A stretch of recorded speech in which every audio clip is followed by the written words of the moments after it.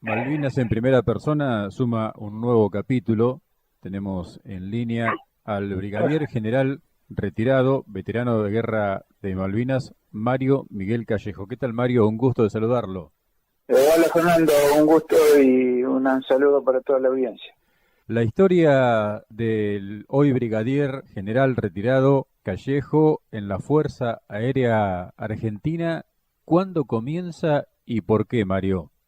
Bueno, yo desde muy chico siempre me sentía muy atraído por la aviación en general. Ajá, Yo vivía, bueno, soy oriundo de Mar del Plata, soy marplatense. sí. Ahí mucho movimiento no teníamos de aviones, excepto los fines de año, noviembre, diciembre, venían los Gloster Meteor que estaban basados en Morón y en Tandil Ajá, y hacían los ejercicios de tiro aire-aire sobre el mar adentro, a la altura de la laguna más chiquita. ajá. Y bueno, y lo único que se veía desde el aeródromo es cómo despegaba y cómo aterrizaba. El aeropuerto estaba muy lejos de mi casa, no había ningún autobús, digamos, que me llevara. Sí. Así que agarraba mi bicicleta y me iba por la ruta 2 hasta llegar hasta el aeropuerto y bueno, me pasaba todo el día prácticamente viendo nada más que despegar y aterrizar los aviones un rato y bueno, después me volvía. Claro. Eso lo repetí muchas veces, pero bueno, era una atracción que tenía por el vuelo y esas cosas. Ujú. Y después armar maquetas, las revistas y las publicaciones sobre aviación, sobre hazañas o batallas aéreas de la Segunda Guerra Mundial, de la Primera Guerra Mundial. Ujú. Siempre fue más o menos una cuestión de mantenerme dentro de lo que era el mundo de la aviación. Claro. Y bueno, no tenía posibilidad, no soy de una familia adinerada Ujú. tampoco, me quedaba la posibilidad de ser piloto, quería Ujú. ser piloto, no lo podía hacer, no podía costearme un curso privado porque no tenía suficientes recursos. Claro. Y bueno, me presenté a la Escuela de Aviación Militar y ahí entré. Lo Ujú. que pasa es que dentro de la Escuela de Aviación Militar a mí se me hizo un profundo cambio, donde me enseñaron que dentro de la aviación yo podía ser útil a mi país, me enseñaron a querer mucho más mi patria, a estar dentro de los servicios de defensa, Ujú. y en el caso de servir a mi nación en la defensa por la parte aérea. Por eso me gustó, de alguna manera yo cambié, tuve un gran cambio en ese sentido, digamos, y siempre amé volar, Ujú. pero digamos de ahí se me sumó otro tipo de factores que se fueron muy preponderantes y fueron marcados en mi vida. Claro.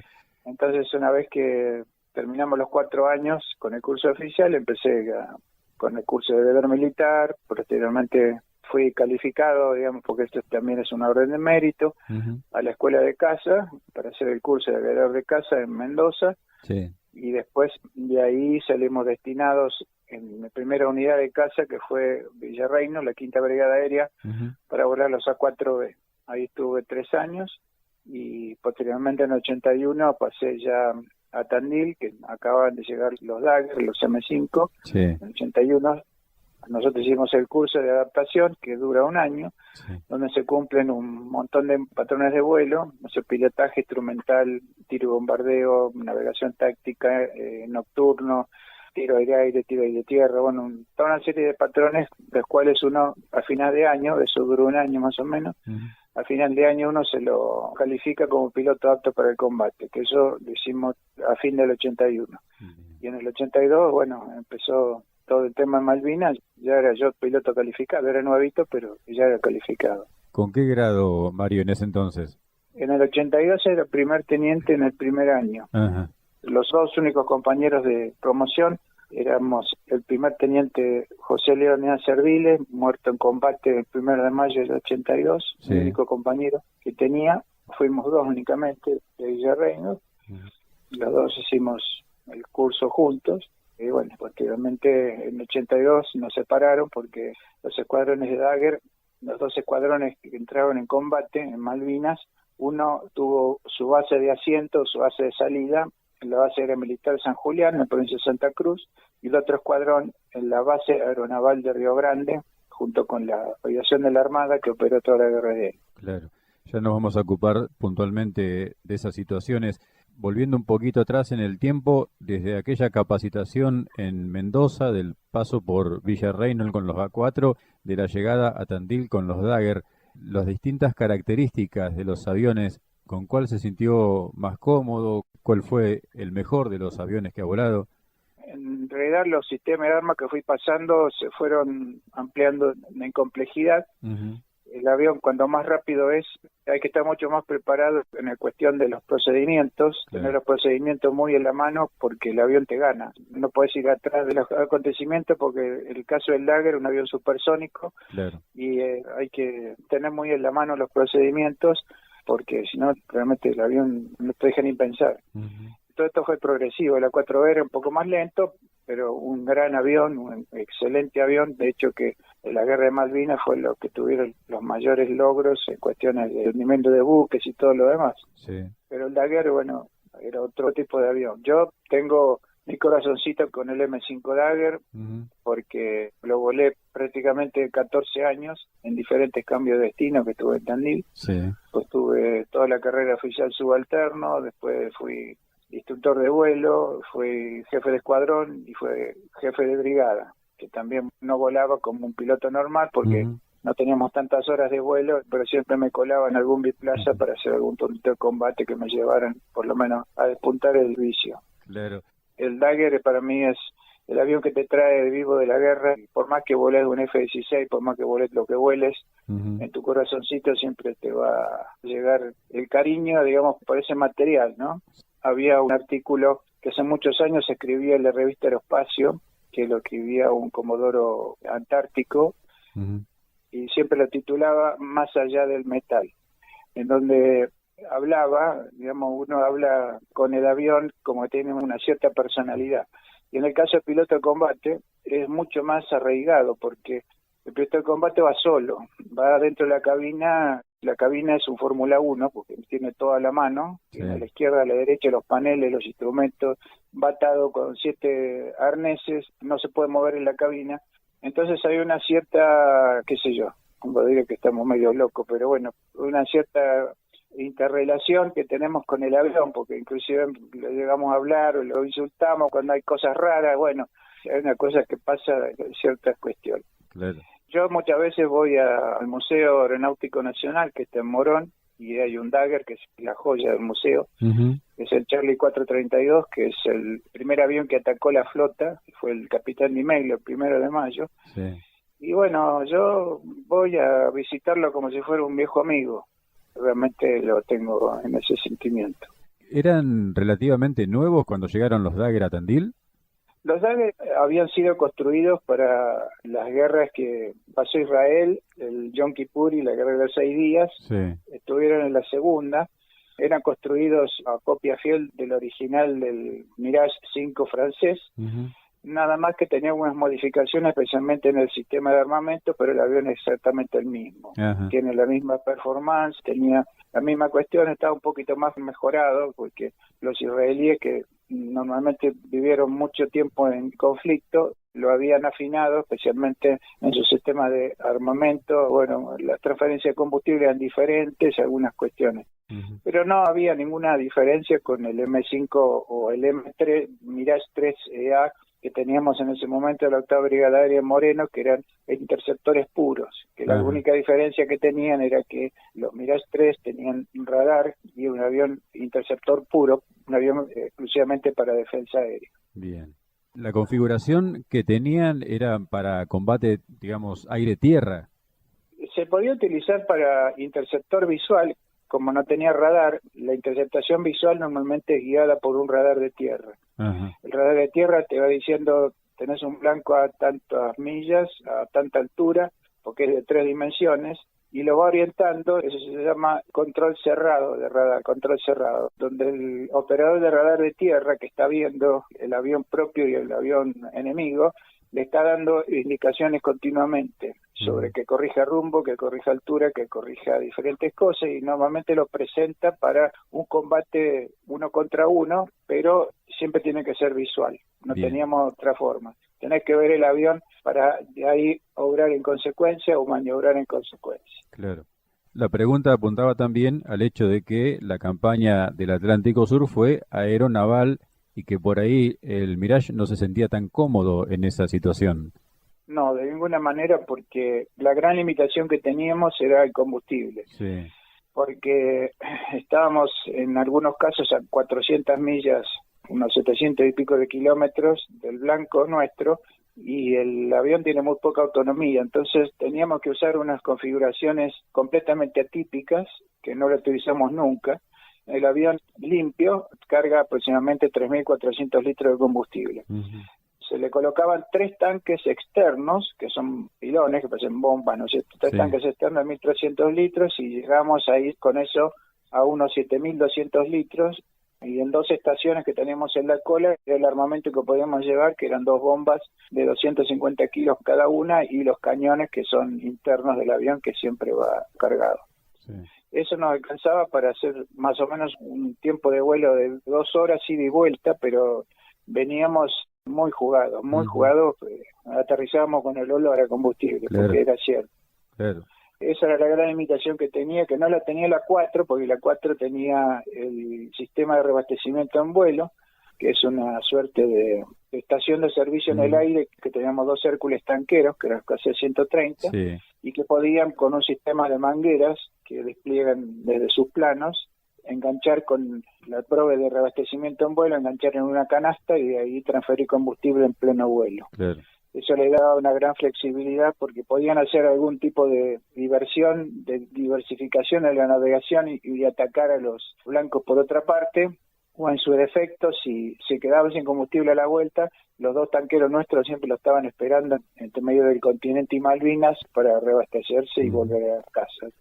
El año 1982, fines de marzo, para algunas unidades, para algunos sectores de las 3 fuerzas hubo movimientos importantes. En Tandil, ¿se sintió algo en lo previo a lo que fue el 2 de abril o los tomó por sorpresa? Las unidades de combate no tuvieron ningún tipo de preaviso. De hecho, que con mi compañero José Ardiles nos enteramos por la radio el día 2 de abril que habían recuperado las Malvinas. O sea, no tuvimos ningún tipo de preaviso. Hubo poca gente de la Fuerza Aérea que participó en la fase de asalto de la Operación Rosario, que es la toma del aeropuerto y todo lo demás, que sí se prepararon, fueron helicópteristas, radaristas o comandos, y especialmente todo lo que era C-130, que era lo que hicieron toda la parte de puente aéreo. Sí. Era muy poca gente, pero en la unidad de combate no nos enteramos. Probablemente lo supieron los jefes de unidad, pero nosotros nos enteramos en el momento, claro, el mismo 2 de abril. Y a partir del 6 de abril ya desplegamos al sur. Inicialmente lo hicimos a Comodoro Rivadavia con los 2 escuadrones, y posteriormente nos dividimos en San Julián y Río Grande. Claro. Más allá que, como todo oficial de una fuerza, en este caso de la Fuerza Aérea, uno se prepara, si bien en tiempos de paz, pero para una eventual contienda, para una eventual guerra. Al enterarse del desembarco argentino, de la recuperación de las islas y el posterior despliegue, ¿pasaron cosas por la cabeza suya, Mario? Bueno, en realidad, doctrinariamente, y estaba ya escrito desde el año 69, la Fuerza Aérea no debía participar en un teatro de operaciones aeronaval. Eso era responsabilidad de la Armada. Sí.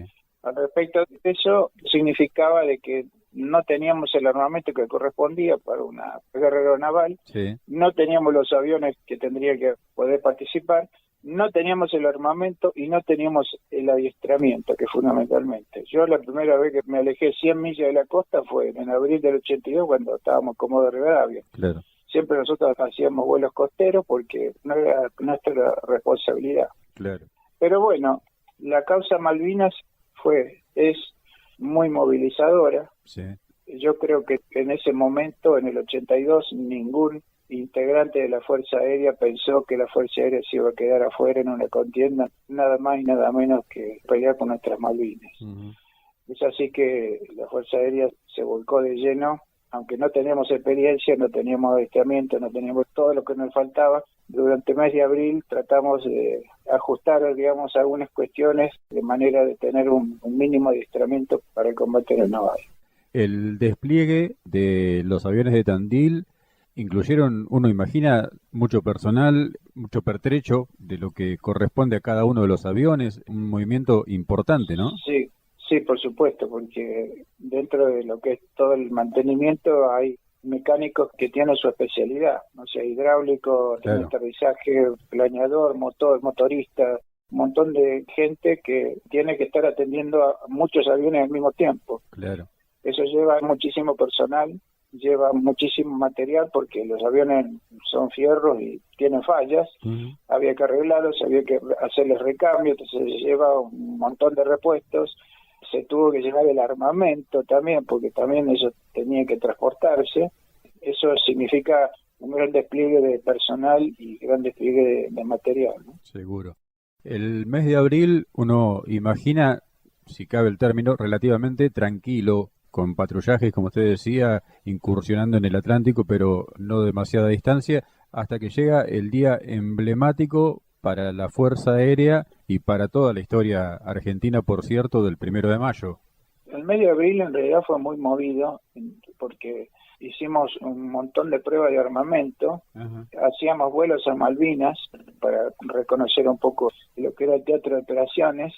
Tuvimos el redespliegue inicialmente de Comodoro Rivadavia, pasar a la base aérea militar San Julián y a Río Grande, era otro movimiento de gente, de material. Claro. En el caso de San Julián se movió mucho por vía terrestre, por la ruta 3, con camiones, se fue llevando, digamos, el material, pero fue bastante movido, digamos, Ajá. el mes de abril. Bien. Ahora, el 1 de mayo, nosotros tuvimos una situación un poco fuera de lo común, porque el día 29 de abril estuvo la alerta, nosotros en ese momento no lo sabíamos, porque era más o menos las 8 de la noche en San Julián, ya estábamos volviendo a nuestros alojamientos, y llegó la orden de que teníamos que salir inmediatamente porque iban a atacar la base.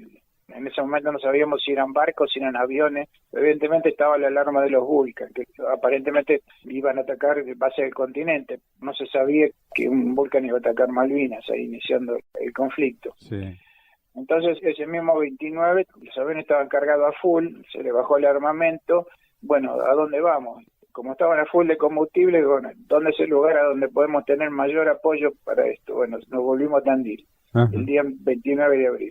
Así que tuvimos una visita muy inesperada, digamos, a nuestra familia, de sorpresa, Claro. y ahí estuvimos ahí un día y medio hasta que el 1 de mayo, a las 5 de la mañana, nos despiertan súbitamente, digamos, que tenemos que ir inmediatamente a la base porque habían atacado Malvinas, que se habían iniciado las operaciones. Así que el 1 de mayo nos agarró a nosotros en Tandil las primeras horas y desplegamos inmediatamente con las primeras luces, fuimos ya despegando para San Julián, y ya cuando yo llegué, que fui el último en aterrizar, ya estaban saliendo las primeras misiones, estaban saliendo la escuadrilla Torno, que fue el capitán Di Meglio, primer teniente Romani y teniente Aguirre Fajet, que fueron los que atacaron la flota a los 3 barcos que estaban haciendo cañoneo naval al sur de la base aérea militar Malvinas en horas de la tarde. Esa fue la primera misión, digamos, para los Dagger. No, previamente habían hecho varias salidas de lo que nosotros llamamos las misiones de cobertura aérea defensiva. Ajá. O sea, hacíamos vuelos sobre Malvinas, haciendo patrullas, siempre guiados por el radar. Ahí empezaron los primeros escarceos, digamos, los primeros combates. En hora de la mañana estaba el cielo muy, muy nuboso. Hubo varios cruces entre escuadrillas nuestras y escuadrillas de Sea Harrier, Ajá. que no se alcanzaron a ver y que estuvieron orbitando. Nosotros la mejor performance que podíamos tener en el avión era lo más alto posible. Entonces los Harrier no querían subir y nosotros no queríamos bajar, entonces bueno, quedó así. Claro. Y con tanta nubosidad en realidad no se podía ver nada. Eso no era de la mañana, había mucha nubosidad. Y ese 1 de mayo también sufrió bajas. Bueno, sí, ahí hubo varias, aparte de las bajas que tuvimos en tierra, ¿no? Sí. Porque en el bombardeo de los Vulcan Sí. hubo 2 fallecidos, fue a las 4:40 de la mañana, después en la base aérea militar Cóndor, que era la segunda base que habíamos implementado de despliegue, que era la base de los Pucará, que estaba en el istmo de Darwin. Sí. Fue una gran mala suerte que tuvimos, que a las 4:40, cuando atacan la base Malvinas, inmediatamente le avisan a la base de Pucará que tenían que sacar los aviones porque seguramente con las primeras luces del día los Sea Harrier le iban a atacar. Claro. No podían volar de noche, o sea, podían despegar, pero la base alternativa, que era la Estación Aeronaval Calderón, que era una base de la Armada, no podían aterrizar nocturno, porque no tenían ayuda visual como para aterrizar nocturno. Claro. Entonces había que esperar las primeras horas de la mañana.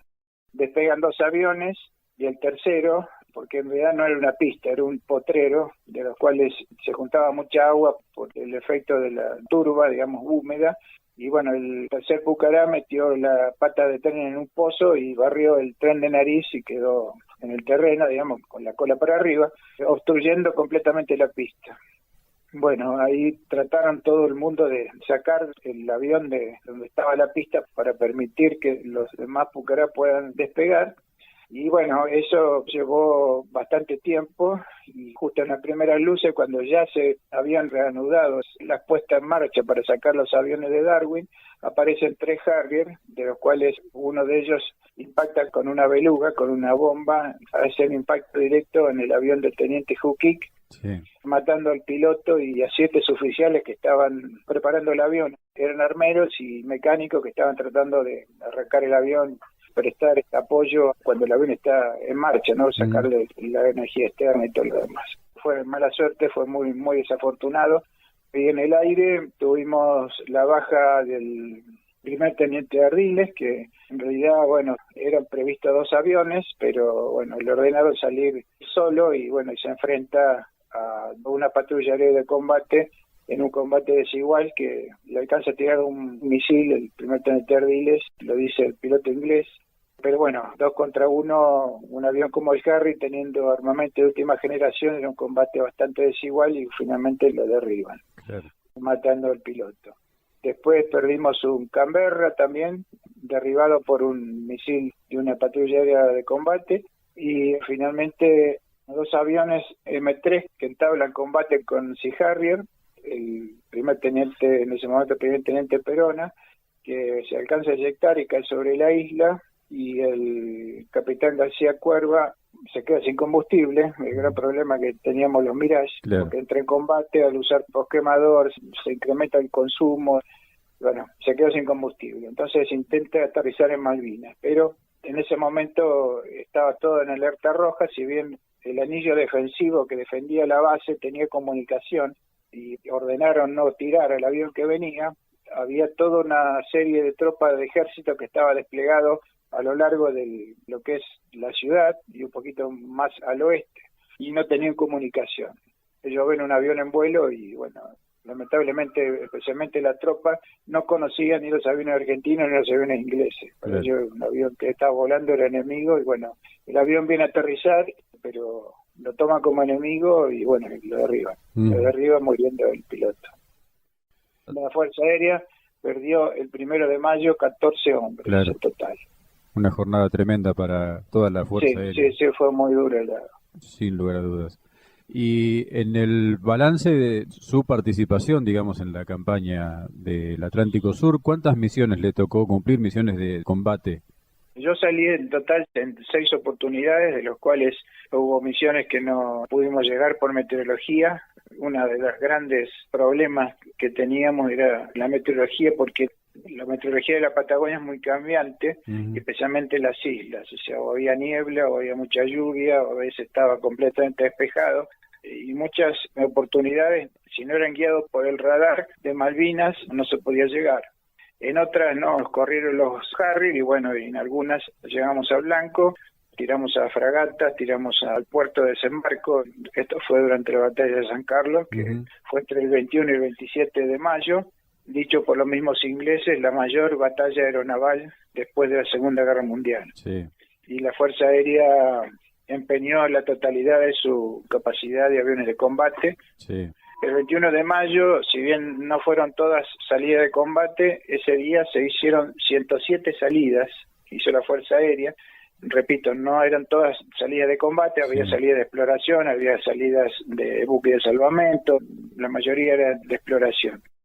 Señalamos que una salida es un avión que despega, va hacia el objetivo o cumple la misión y vuelve al aterrizaje. Eso para nosotros es una salida. Sí. O sea, un avión cumple una salida. En total tuvimos 107 el 21 de mayo. La primera salida de las suyas con llegada al objetivo y con el cumplimiento de misión, ¿cuándo fue, Mario? El 21 de mayo. ¿Y cómo fue? Que atacamos la fragata Broswell y la Brilliant, una fragata tipo 22.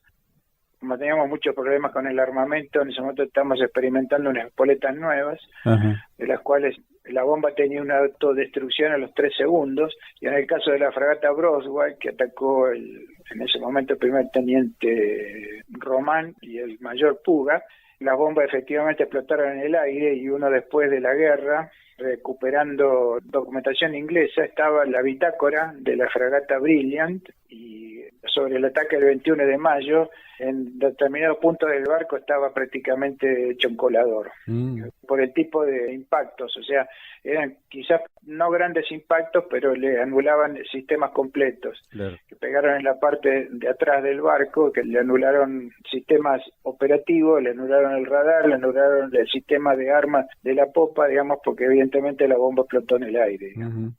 La segunda misión en la que a usted le toca participar, con llegada al objetivo y con el cumplimiento de la misión.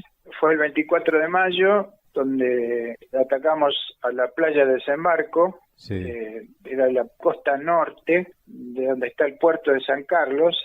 Había una gran cantidad, bueno, íbamos nosotros a más de 1000 kilómetros por hora, no hay mucho para ver ahí, digamos, porque pasa la cosa muy rápido, pero se veía muy claramente que había muchísima cantidad de material tirado ahí sobre la playa, evidentemente de Desembarco.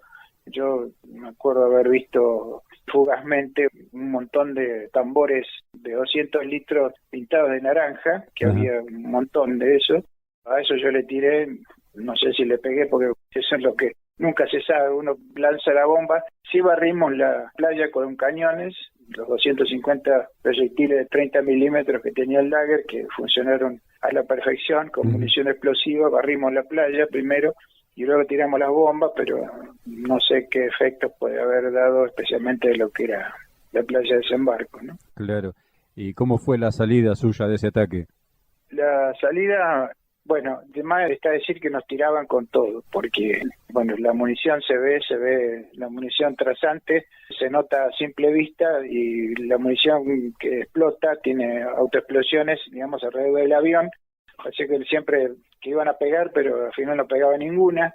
Así que eso lo habíamos ya dicho antes de salir a la misión, que en caso de que estuviera muy pesado el fuego antiaéreo, digamos, si nos perdíamos, volvíamos solo a la base, porque no había problema, digamos, de volverse, no teníamos que juntarnos inmediatamente. Claro. Mi jefe de cuadrilla me cruza lo tenía a mi izquierda y hace un viraje muy cerrado, prácticamente por delante mío. Yo no lo sabía, él ve un misil y aparentemente lo esquiva. Y yo, debido a las ondulaciones del terreno, vi un agujero que me podía zambullir en una pequeña lomada, un pequeño valle que había entre medio de las elevaciones de Malvinas por izquierda. Así que salgo por la izquierda, saliendo para la parte norte de Malvinas, hasta llegar al agua.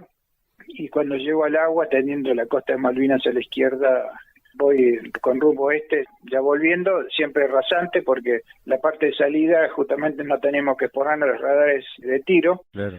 Tanto la llegada como la salida lo hacíamos muy rasante. Yo estaba volando sobre el agua, sin armamento, y empecé a entrar en una nubosidad muy característica de Malvinas, que era chubascos, por ahí salía el sol, reducción de visibilidad, bueno, mucha variación de estas cuestiones. Sí. Bueno, medio que se me cierra la visibilidad, digamos, yo veía bien el agua, no había problema por el vuelo rasante en el agua, y de pronto, digamos, a la altura de la boca del estrecho de San Carlos, sobre el mar, tengo buena visibilidad, digamos, deja de lloviznar, pero adelante tengo 2 barcos, uno que estaba bien enfilado a mí y otro de costado. Evidentemente era un piquete radar, digamos, del cual estaba vigilando los movimientos nuestros, ¿no es cierto? Claro. Pero yo no tenía armamento, así que inmediatamente pongo viraje hacia las islas, porque ya sabíamos que si uno llegaba a la parte continental, la parte de Malvinas, si uno hace sombra sobre el terreno, el radar de tiro tiene más dificultad en traquearlo. Sí. Bueno, yo voy pasando los barcos, los dejo a mi derecha, estoy más o menos a 1 o 2 kilómetros, yo no tenía armamento, pero no los dejo de mirar en ningún momento. Cuando estoy pasando, cuando yo creía que ya no pasaba nada, porque ya me iba, veo bien característico el fogonazo desde la cubierta, era evidentemente un misil que salía, digamos, de la fragata, y que seguramente me tiraba a mí. En eso ya estábamos preparados, La maniobra evasiva es viraje siempre para el lado donde viene el misil. Ajá. Lo primero que hice fue tirar los tanques de combustible externos, que estaban ya vacíos porque son los primeros que se trasvasan al sistema de combustible. Claro. Los tanques salen con un cartucho explosivo, se hace un golpe que uno siente en el avión que tira los 3 tanques, y ahí libera el avión de una carga aerodinámica muy grande. Claro. Y se hace mucho más maniobrable. Sí. Entonces puse la postcombustión, 150 litros por minuto, es más o menos el consumo de la postcombustión, por eso había que ser muy medido en esta cosa. Y inmediatamente hago viraje por mi derecha hacia donde venía el misil. Agarro el bastón de mando con toda mi fuerza en un viraje cerrado, rasante, y la última vez que lo veo el misil que se me viene a la cola. Y llega un momento que yo pierdo la noción del tiempo, porque no sé cuánto tiempo estuve, seguía tirando tirando la palanca atrás, Sí. y pierdo totalmente la noción del tiempo hasta que miro otra vez con el avión ya girando, pero estoy viendo que estoy volviendo hacia donde están los buques. Claro. Entonces digo, no, otra vez pasar por los barcos, no. Entonces hago un viraje violento para la izquierda, para el otro lado, y me voy directamente con rumbo sur a la costa de Malvinas. Con todo lo que me va haciendo lo que nosotros llamamos maniobras evasivas, que son maniobras con alta G, para la izquierda, para la derecha, para la izquierda, para la derecha, de manera de que si me tiraban algún tipo de otro misil, bueno, tenía posibilidad de esquivarlo. Sí. Pero no vi nada.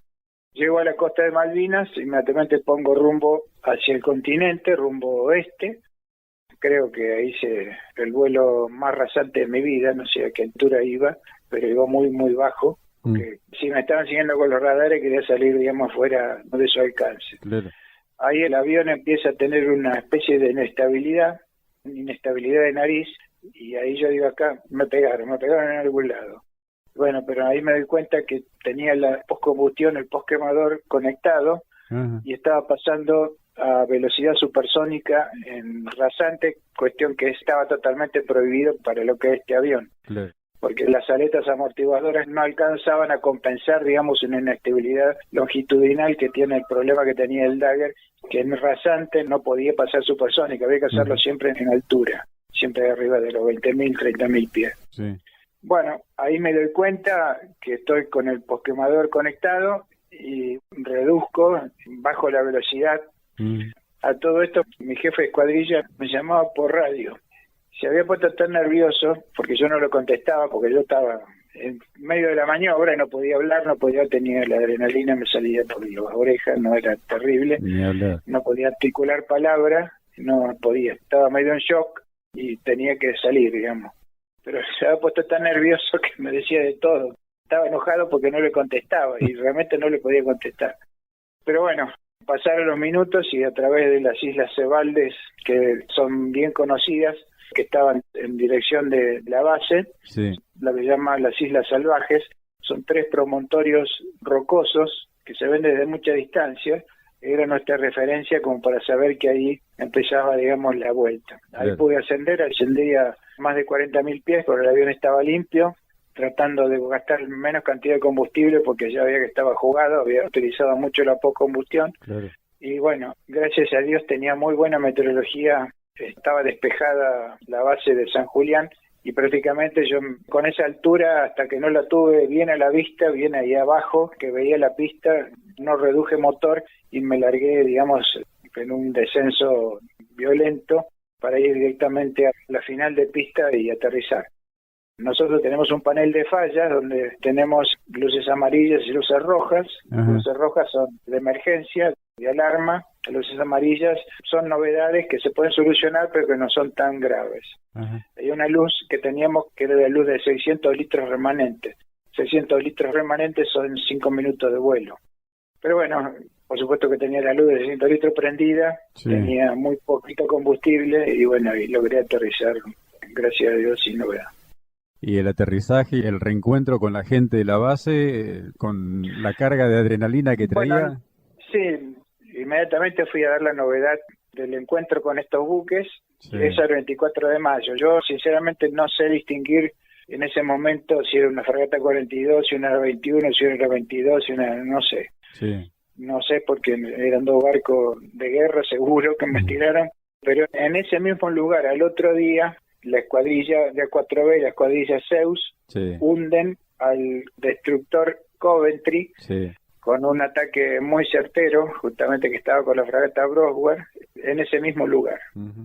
Yo inmediatamente doy la novedad, la posición de esto, estaba todavía muy en shock, revisé todo el avión, el mecánico me seguía atrás mío, me decía, señor, ¿qué busca? Y yo lo vi, el misil lo vi, me tiene que haber pegado cerca porque yo lo vi.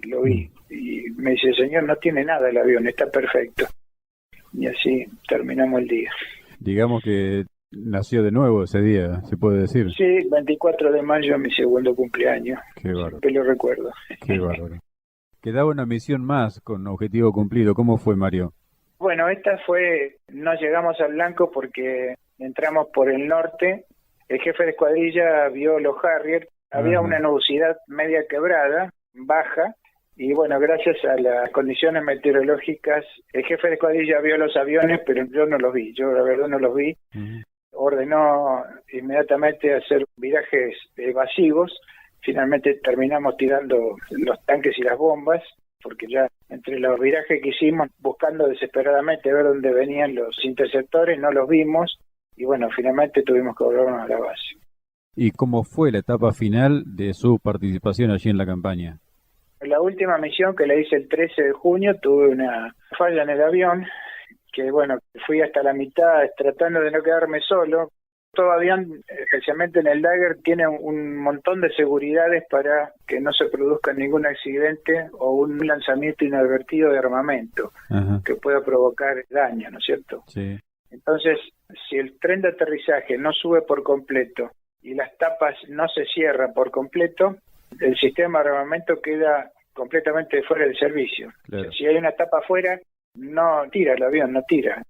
A veces era un tema de regulación de tren de aterrizaje. Yo me quedé con las tapas afuera, entonces me empecé a demorar, le di la novedad, empecé a bajar el tren, subir el tren, bajar el tren, subir el tren, bajar el tren, con la esperanza de que en algún momento se me cerrara por completo y poder estar. Ujú. Finalmente la escuadrilla se me fue, yo me quedé solo, me ordenaron volver, sinceramente tenía mucha bronca, pasé cerca de la torre, en ese momento estábamos ya desplegados en Río Gallegos, Ajá. y con el oficial que estaba a cargo del, nosotros llamamos director de vuelo, que es un piloto operativo que siempre estaba en la torre, Sí. que tiene la misión de asistir en una emergencia, el piloto lo ayuda, Ujú. le lee la emergencia, lo orienta.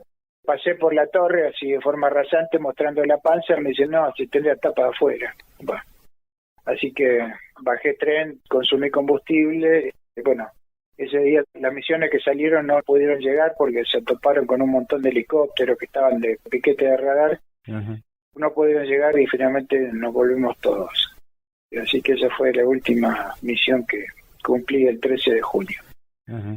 La Fuerza Aérea demostró durante toda la guerra su compromiso, Sí.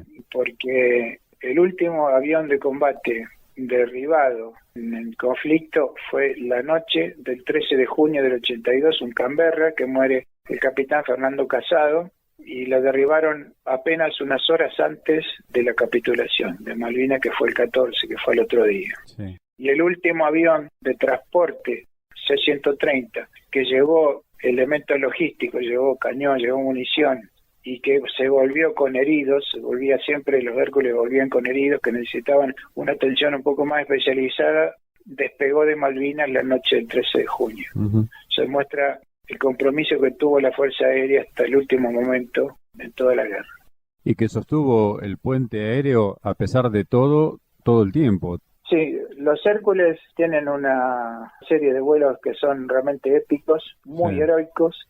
Las tripulaciones de nuestros Hércules, realmente gente muy profesional Ujú. y muy patriota desde ya, porque en aviones pesados, aviones que son muy poco maniobrables, no tenía absolutamente ningún tipo de defensa, no Sí. tenía ningún equipo electrónico que le permitiera detectar si habían sido iluminados por radar o algo por el estilo.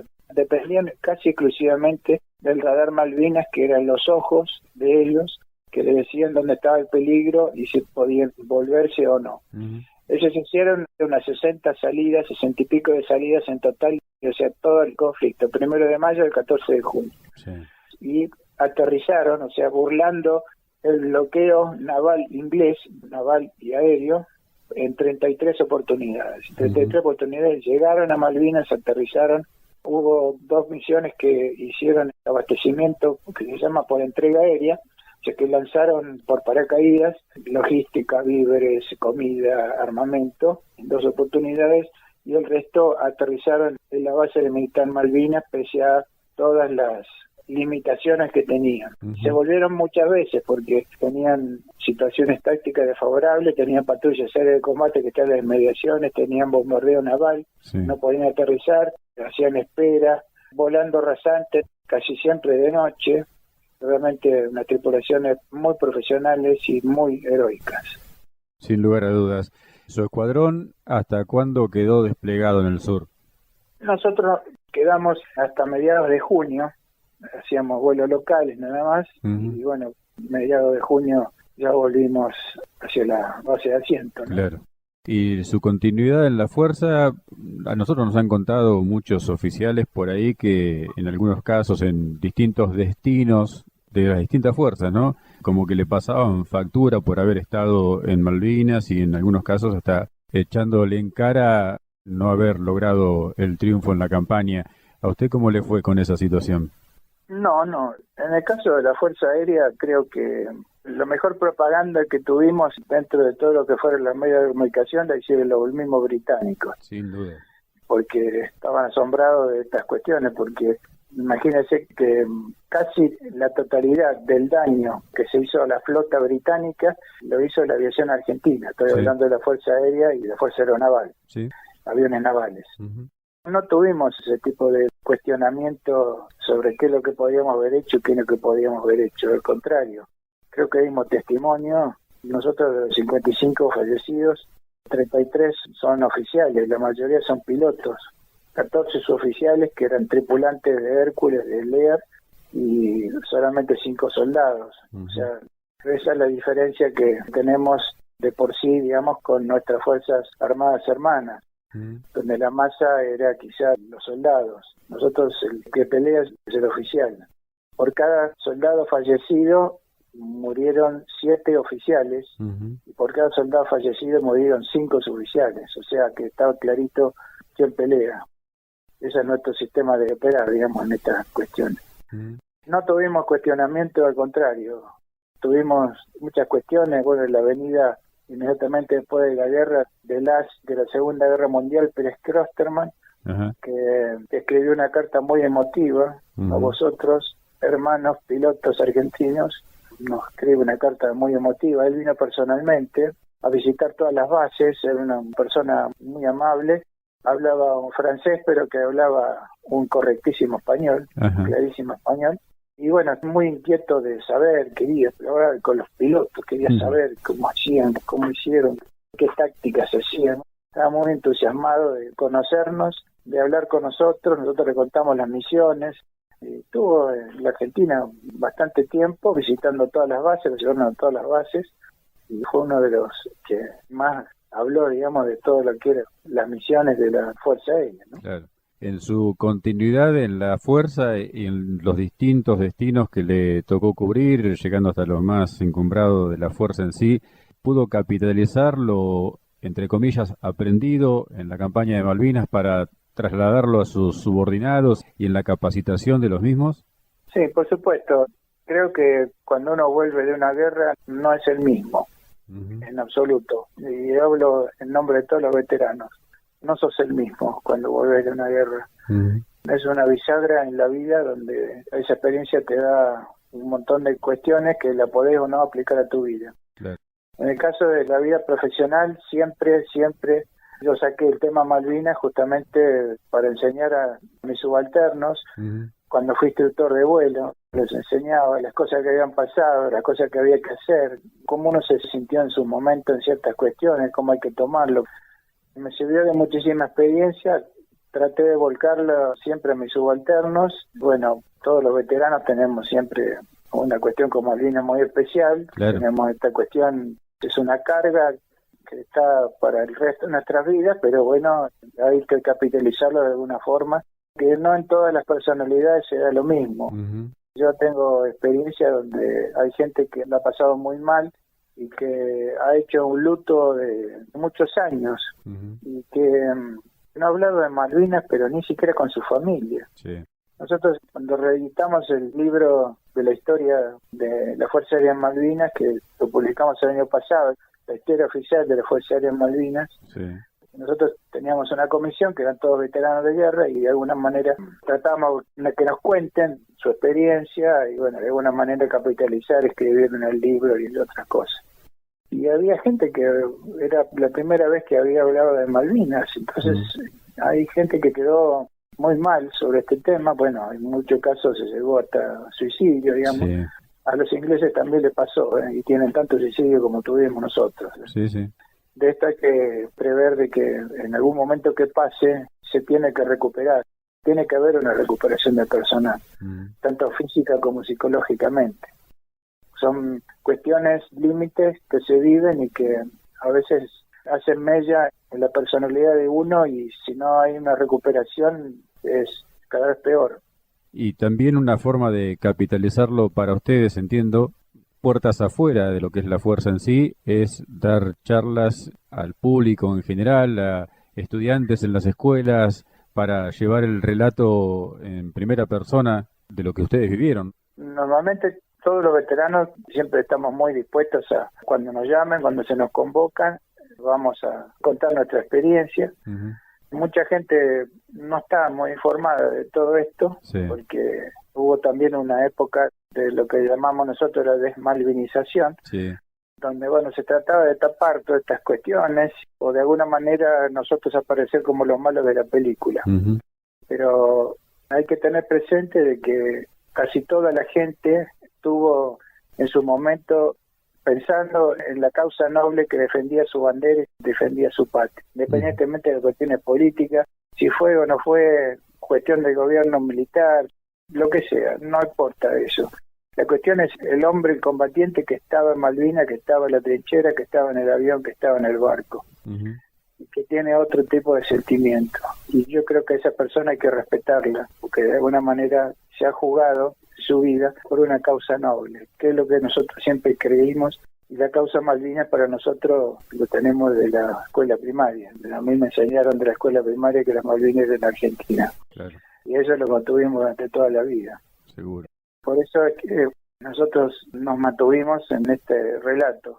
Muchas veces a mí me dijeron en alguna conferencia, ustedes estaban todos locos, y puede ser. Pero yo creo que teníamos compromiso. En el caso de nosotros que operamos del continente, teníamos que seguir saliendo porque había gente en Malvinas, casi 10.000 argentinos que estaban siendo asediados, bombardeados, que la estaban pasando mal y que teníamos que seguir defendiéndolos. Por eso salió la Fuerza Aérea hasta el último día. Sin lugar a ningún tipo de dudas. Mario, agradecerle por esta charla, agradecerle por la presencia hace algunos días junto con el Comodoro Mayor Alejandro Vergara aquí en Las Flores, con el libro Malvinas, Palas al Rescate y con la conversación con los alumnos también de dos de las escuelas de nuestra ciudad. Un agradecimiento enorme por todo esto, ¿eh? No, por favor, muchísimas gracias por la oportunidad. Siempre, bueno, tratando de contribuir un poco a la causa malvinera y que la gente un poco conozca que los ingleses no se la llevaron de arriba. Claro. Para nada. En realidad hay muchas partes oscuras que quedaron en la historia que no la han revelado. Por algo pusieron 90 años para revelar todos sus secretos. Sí. Y esto porque, digamos, nosotros perdimos la guerra, pero ellos recibieron una paliza. Sí. El hecho de perder 6 buques de guerra, más un portacontenedores, más un superpetrolero que venía a hacer aceite logística, le puedo asegurar que debe haber quitado el sueño a más de un almirante inglés. Sí, y esto fue logrado por una modesta aviación argentina, que lo único que tenía era la cuestión de Malvinas en su cabeza. Una última, medio inevitable, en estos años transcurridos desde aquel 1982, ¿alguna vez se planteó, tuvo la alternativa, lo invitaron de volver a pisar suelo de Malvinas? No lo he hecho todavía, no he tenido oportunidad porque mientras estábamos activos, mientras estábamos en la fuerza, por una cuestión de tener que mostrar el pasaporte, por el estilo, no queríamos tampoco ir a Malvinas. En algún momento pienso que voy a volver. tengo 4 compañeros que están enterrados en el cementerio de Darwin. Y bueno, en algún momento llevarle a ponerle una flor y charlar un rato con ellos. Brigadier General retirado, veterano de guerra de Malvinas, Mario Miguel Callejo, muchísimas gracias y un fuerte abrazo. Saludo a toda la audiencia, muchísimas gracias Fernando por esta oportunidad y estoy a tu disposición.